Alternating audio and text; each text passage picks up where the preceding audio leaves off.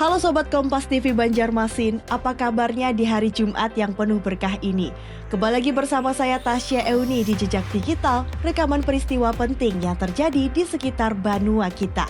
Hari ini Jumat 6 Februari 2026. Jejak kita membawa kabar tegas dari Pemkot Banjarbaru soal izin dapur makan gratis. Kita juga akan merasakan pedasnya harga cabai di Pasar Antasari, melihat semangat ibu-ibu UMKM Go Digital, hingga menengok persiapan Imlek di Kota Seribu Sungai. Mari kita buka jejak peristiwa selengkapnya.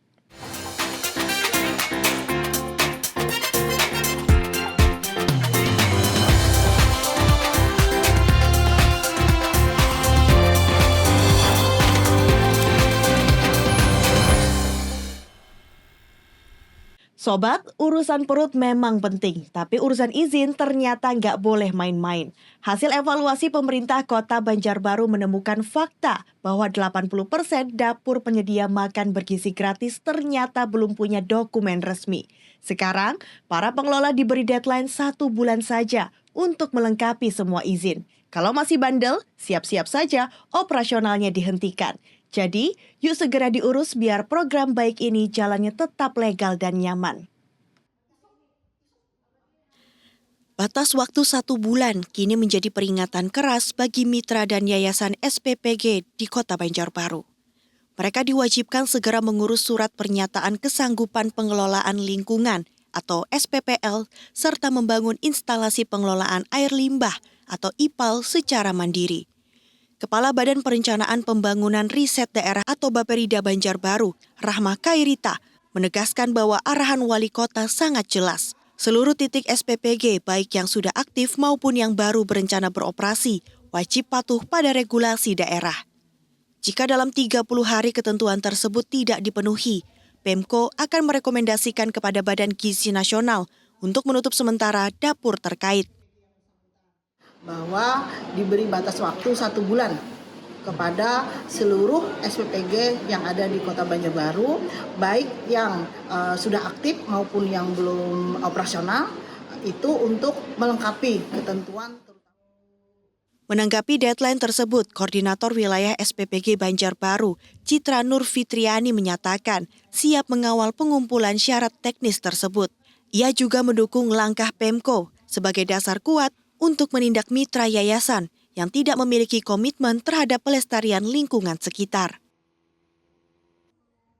Bakalan dikeluarkan surat rekomendasi pemberhentian sementara yang mana surat tersebut bisa jadi pegangan saya untuk mengusulkan ke pimpinan kalau memang SPPG tersebut tidak bisa mengikuti arahan yang ada di daerah.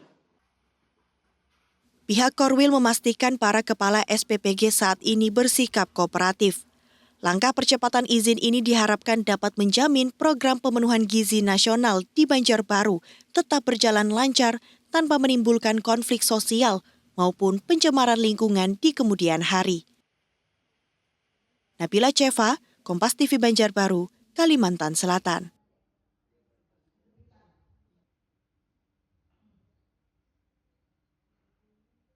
Dari dapur kita bergeser ke pasar. Sobat yang hobi sambal sepertinya harus lebih sabar.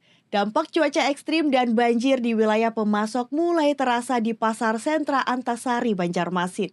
Harga berbagai jenis cabai meroket tajam sampai menyentuh angka Rp90.000 per kilogram. Duh, harga cabainya lagi nggak santai banget ya. Semoga saja pasokan kembali lancar biar pedasnya cabai nggak sampai bikin kantong kita menjerit. Pasca intensitas hujan tinggi yang memicu banjir di sejumlah daerah penghasil, harga komoditas cabai di Pasar Sentra Antasari, Banjarmasin langsung bergejolak.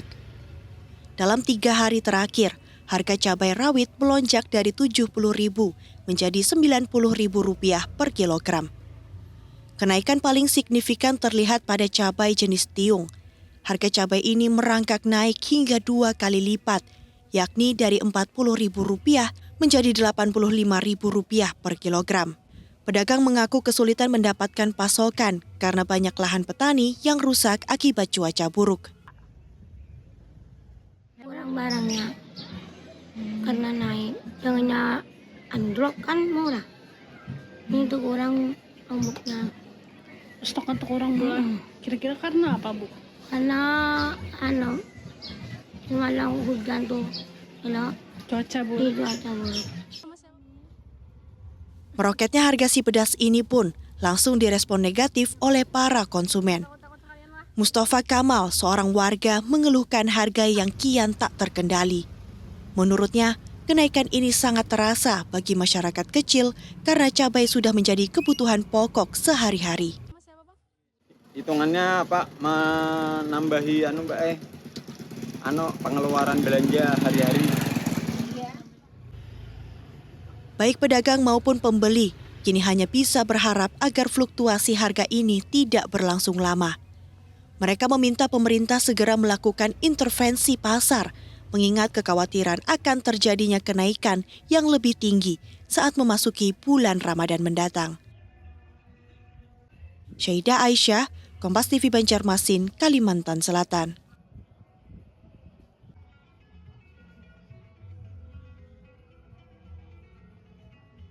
Sobat, kita beralih ke kabar inspiratif, di mana puluhan pelaku UMKM perempuan di Banjarbaru lagi serius kuliah digital.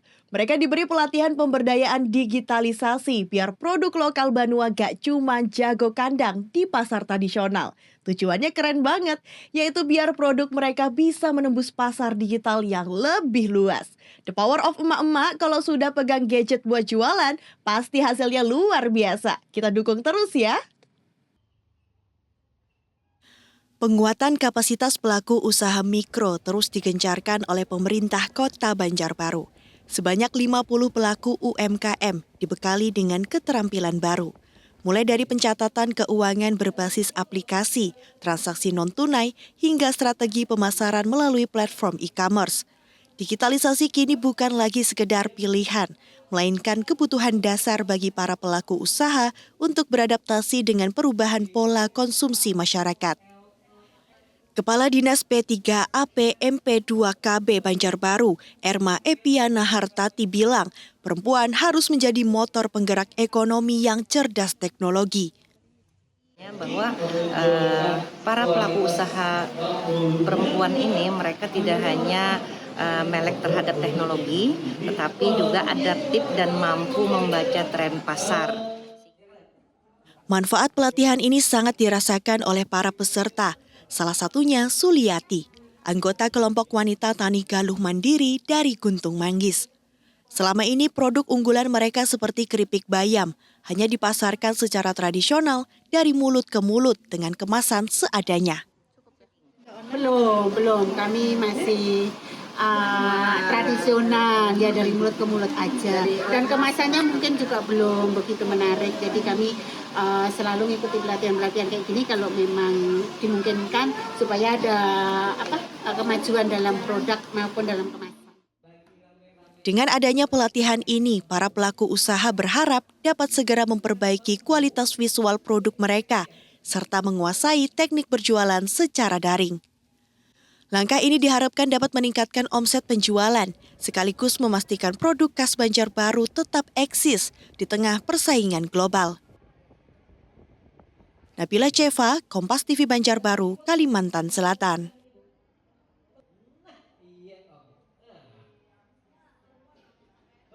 Mendekati perayaan Tahun Baru Imlek 2026, suasana merah mulai menghiasi sudut kota Banjarmasin. Toko pernak-pernik khas Tionghoa sudah mulai ramai didatangi warga. Meski pedagang curhat kalau tahun ini pembeli agak sedikit menurun, tapi mereka tetap optimis penjualan bakal naik drastis di hari-hari terakhir menjelang puncak perayaan. Kongsi Facai buat sobat yang merayakan, semoga tahun ini membawa keberuntungan bagi kita semua. Suasana meriah dengan dominasi warna merah mulai menghiasi sejumlah pertokoan di kota Banjarmasin. Berbagai aksesoris seperti lampion, stiker dinding, hingga hio atau dupa wangi mulai dijajakan untuk menyambut Tahun Baru Imlek. Jenis lampion dan dupa menjadi barang yang paling banyak dicari oleh warga yang akan merayakan. Seorang pembeli Ling Ling mengaku rutin berbelanja di toko langganannya karena variasi barang yang lengkap dan harga yang masih tergolong terjangkau. Ya, harganya lumayan bersahabat dan Dekat dari wihara gitu. Jadi barang-barangnya juga oke. Namun kondisi berbeda dirasakan oleh para pelaku usaha. Nirmala, pemilik toko yang sudah berdiri selama puluhan tahun, mengungkapkan bahwa tren penjualan terus mengalami penyusutan setiap tahunnya. Diduga perubahan pola belanja masyarakat hingga kondisi ekonomi menjadi penyebab utama menurunnya jumlah pembeli. Dulu sepi juga, tapi kada sesepi sekarang. Sekarang sepi kan? Tahun demi tahun sepi. Dari ekonomi mungkin, dari yang pembangunan mungkin, banyak kan. Di sisa waktu menjelang perayaan, para pedagang hanya bisa berharap antusiasme masyarakat kembali meningkat. Mereka berharap momen perayaan Imlek tahun ini tetap membawa berkah dan keuntungan bagi para pedagang kecil di tengah tantangan pasar yang kian sepi. Saida Aisyah, Kompas TV Banjarmasin, Kalimantan Selatan. Itulah 4 rekaman jejak digital kita kali ini. Mulai dari teguran keras soal administrasi perizinan, gejolak harga pangan, semangat transformasi digital hingga kemeriahan jelang perayaan Imlek. Pesan saya untuk Sobat Kompas TV Banjarmasin, tetap jaga kesehatan di tengah cuaca ekstrim dan selamat menikmati akhir pekan bersama keluarga tercinta. Terima kasih sudah menonton Jejak Digital. Saya Tasya Uni, sampai jumpa di rekaman jejak berikutnya.